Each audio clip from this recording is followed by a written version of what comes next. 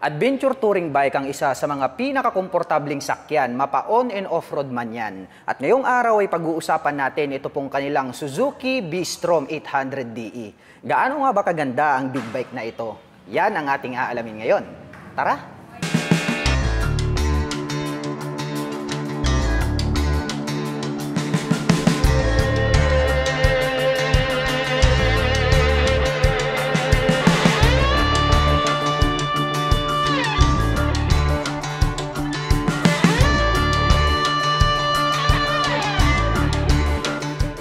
Napakaastig pala ng dating nitong kanyang headlight. Ito pong kanilang Suzuki B-Strom 800DE. Dahil nga po nahahawig ito pong kanyang main light doon po sa mga GSX series. Nagkaroon po siya rito ng dual projector light. Kaya asahan natin mga ka-LM, napakaliwanag po ng buga ng kanyang ilaw. May additional lights pa po rito sa bandang itaas. Napaka-macho at maskulado ng kanyang dating. Dito po sa bandang itaas, nandirito naman po itong kanyang mga turn signals. LED na rin po siya. Napakaganda po nung pagkakadesenyo nitong kanyang lighting system. At pagdating po rito sa mga adventure touring bike, napakahaba po nitong kanilang extension cover dito po sa bandang harapan.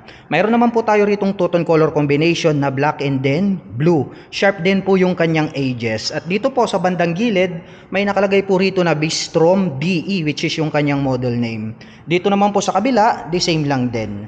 At mayroon naman rin po itong maliit na visor. Clear naman po yung kanyang color. Well, mapunta naman po tayo rito po sa kanyang front suspension. Ito po ay equipped with inverted telescopic fork. Gold yung kanyang color mga ka-LM. Very attractive. Asahan natin nakakapagbigay po yan ng outstanding na bouncing performance. Mayroon naman po siya ritong suspension cover na blue. And then may nakalagay naman po rito na 800, which is yan po yung kanyang engine displacement. At pagdating naman po rito sa kanyang rotor disc brake dito sa harapan, ito po ay equipped with dual rotor disc brake. Flower design, napaka-porma. Along with two-pot caliper na Nissin brand, matte black naman po yung kanyang kulay. At makikita natin dito, may wire na nakalagay rito. Ito po ay equipped with ABS, naka-dual channel na to mga ka-LM. So magmula po rito sa harapan hanggang dun sa likuran is mayroon na po siyang anti-lock braking system. Ang advantage naman po niyan pagdating sa mga sudden stop, hindi po maglalak yung ating mga preno. At bukod dyan, mayroon na din po itong traction control system. Dito naman po sa likuran, meron tayong sensor dito na kung saan ay binabantayan niya po ang pag-ikot ng mga gulong 100 times per second. At pag na-detect niya po na mag-overlaps itong ating gulong rito sa likuran, ay agad niya pong pagpapantayin yung ikot magmula rito sa harapan. So, sa ganong paraan naman po, ay maiiwasan natin na mag-skid itong ating big bike or maiiwasan natin na madulas sa mga basang mga kalsada or di kaya dun sa mga cornering. So, napakaganda ng features na yan mga ka-LM. Well, dumako naman po tayo rito po sa kanyang mga gulong. Ito po pala mga ka-LM, since Adventure 2 is naka-rim set na po siya. Very attractive yung color, no? Gold po siya, naka-partner po siya rito sa kanyang front suspension. Premium na premium yung kanyang looks. At ito naman kung kanyang mga spokes is silver color naman siya, chrome. At ang mga sukat po ng gulong rito po sa harapan, ito po ay mayroong 90 by 90-21. Napakalaki, no? Dahil nga po 21 inches na po ito. At ito pong kanyang stock tires, naka-dual purpose pattern tires na rin po siya. Pang off-road condition, straight out from casa, pwede ka nang mag-adventure. At dito po sa kanyang front fender, may nakalagay naman po rito na Welltec, which is yan naman po yung kanyang sticker dahil ito po ay under ng ating kaibigang Welltec. Mapunta naman po tayo rito po sa kanyang fully digital meter panel display. Napakalaki at napakalapad, square type naman po siya.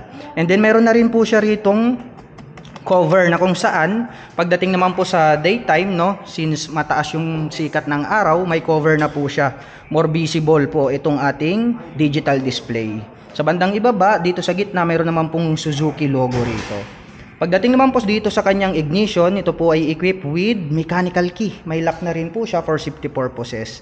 At ang kanya naman pong handlebar is naked, gray yung color, very flawless. Pagdating naman po sa mga button selector, mayroon po tayo ritong passing light, high beam and low beam included na rin.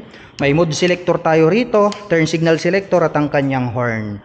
Nandirito naman po itong kanyang clutch, black color, napakalambot. Sa kabila naman po, Meron po tayo ritong engine kill switch, included na rin po rito yung kanyang electric starter. Mayroon na rin po siyang hazard at nandirito naman po itong kanyang front brake. Ang kagandahan niyan is adjustable na rin po siya. At mayroon na din po itong built-in na handguard. Protector po sa ating mga kamay just in case lang po na accidentally is tutumba itong ating adventure bike. Ito naman pong kanyang stock na mga side mirrors, dahon type, napakalalaki, napakaganda na rin. At pag-usapan naman natin itong kanyang fuel tank. Talagang napakamaskulado ng dating, no? Bruskong-brusko, napakalaki. Anyway, mga ka-LM, ito po pala ay mayroong 20 liters na fuel tank capacity. Glossy black naman po itong kanyang fuel tank cover. Dito sa gitna, yung kanyang fuel tip is black. May rounded shape naman po rito na silver.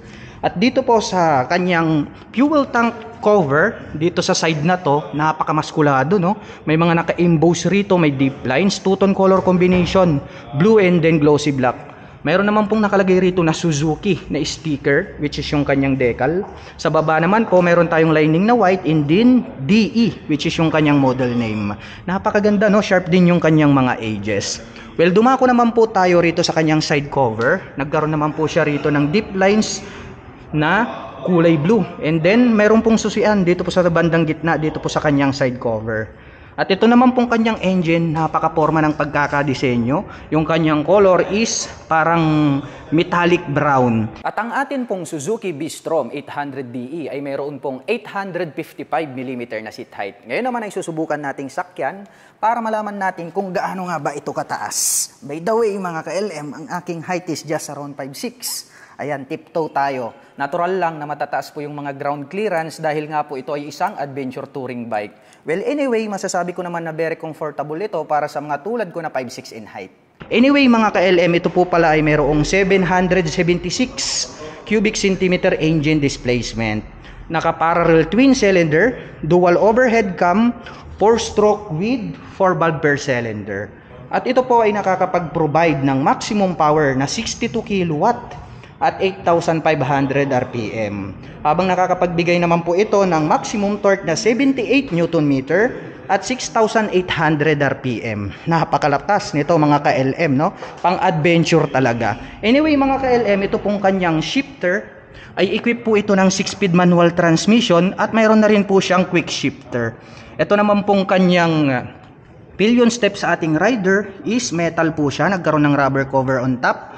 Ito naman pong kanyang pillion step sa ating back rider is rubber lang po siya. At cast na rin po itong kanyang mga brace, no? Napakatitibay ng mga yan. Ito naman pong kanyang side stand is rounded shape naman po siya na metal. Mapunta naman po tayo rito sa kanyang swing arm. Napakakapal, cast swing arm na rin po siya, mga ka-LM. Very durable and lightweight. Mayroon na rin po siya ritong chain cover na matte black. At pagdating naman po sa kanyang suspension dito sa likuran, ito po ay equipped with monoshock absorber. Ayan, napakatik adjustable yan, mga ka-LM.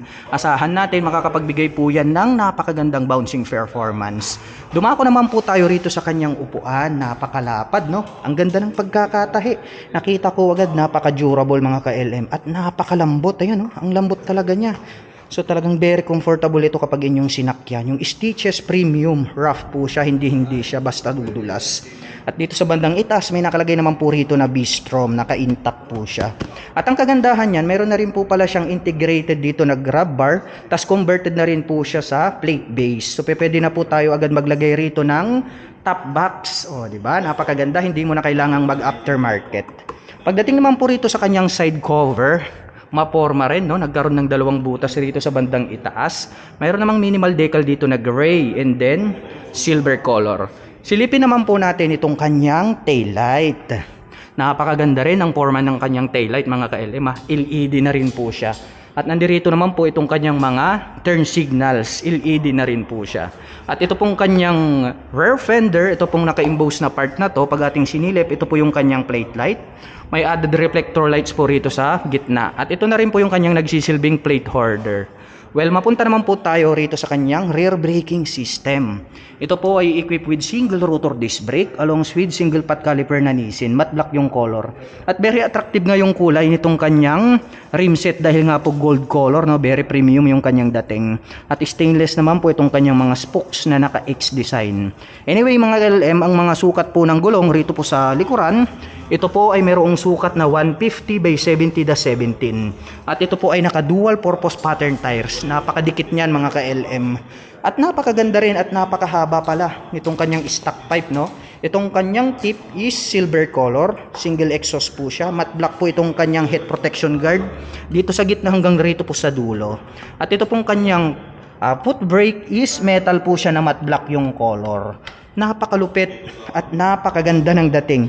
Napaka-astig. Dito pala sa bandang harapan mga ka-LM, mayroon na din po siya ritong engine cover, no? So mayroon tayong protector sa mga bato. 'Yun ang kagandahan niyan.